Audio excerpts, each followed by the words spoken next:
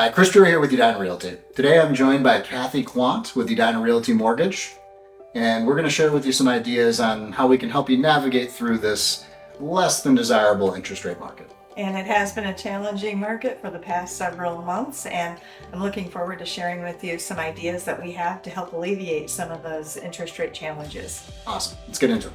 Okay.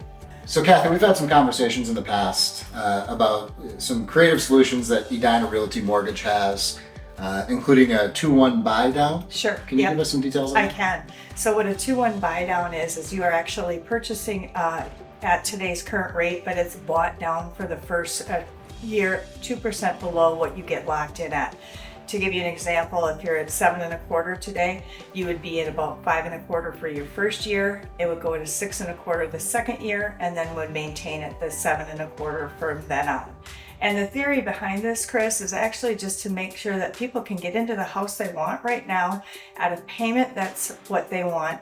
And with the current market speculation that we have with declining rates in the future, that you are hopefully timing it right so that you can refinance within that first 2 years so that your rate becomes what you would have wanted to begin with. Okay. And normally in these situations, the seller or builder is the one. Correct. It'd be the seller or the builder who would be participating in purchasing this down with the interest up front for the first 2 years. But we can also look at other options. We can look at what's called a permanent buy down. So maybe you don't want to have that 2-1 buy down where the rate might fluctuate back up to that 7.25. We could use that same money and purchase that discount point down to a 0.5%, 0.75% lower than what our current market rate is. And that might allow somebody to have a more comfortable payment in the event that rates do not go down. Sure. And I suppose it all is relative based on the price of the home, but half a point can make a pretty significant difference. Half a point could make we're talking probably, $200 to $300 Wow. difference. So Alternatively, let's say that you have a motivated seller. What about just the classic buying the buyer's closing cost down? yep, that is certainly always an option.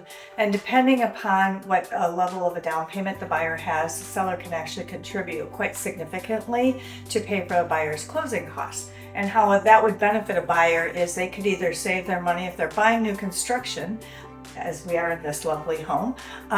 They could save their money for doing some of the amenities that they need on the inside of the home. Or if they wanted to have a lower principal on their loan, that would allow them to have all of their money go towards principal, and the seller/builder could contribute to the closing costs. Or what if a person wants to maybe just think ahead? I mean, we all are at least hoping that interest rates will eventually go down. Would it be an option to maybe save those closing costs that the builder paid or seller paid for you in hopes that you'll be able to use those towards refinancing down the road? That's actually a great way of actually putting it together, because you could put the money together into, if you're looking at anything right now, there's a ton of 10 and 12 month CDs that are out there. And I can't believe that we're even talking about CDs, but we're kind of in that market where people are putting money into CDs. Saving your money that way, and then you'll have the additional funds needed when you do eventually do the refinance. Okay. And then I know you don't have a crystal ball, Kathy, but just where do you see the future in terms of the market, how things are appreciating, and what can we expect over the next couple of years? So currently, the inventory is still very low, and this is out throughout the United States. We have low inventory, and there is no sign that housing is going to go down. In fact, I just read an article this morning that anticipated that housing prices will appreciate up to 6.5% by July of 2024. Oh, wow. So if you're thinking about sitting back and waiting for those house prices to go down, when it's probably not going to happen. And what will happen is when rates do start turning, which it's anticipated into the mid to end 2024 and into 2025, where we may see some pretty significant rate drops.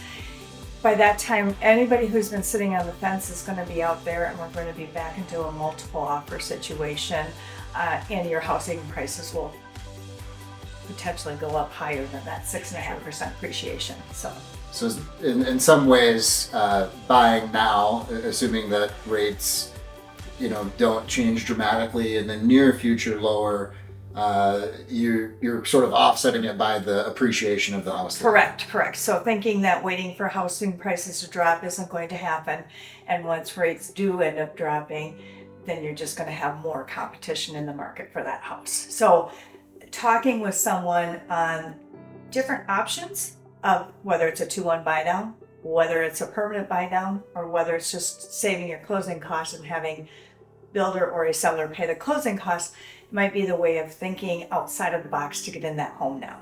I see. Any other closing words, Kathy? No, I just look forward to talking to anybody who wants to talk through the financing and talk through these options. Thanks everyone for tuning in. Thank Talk you. soon.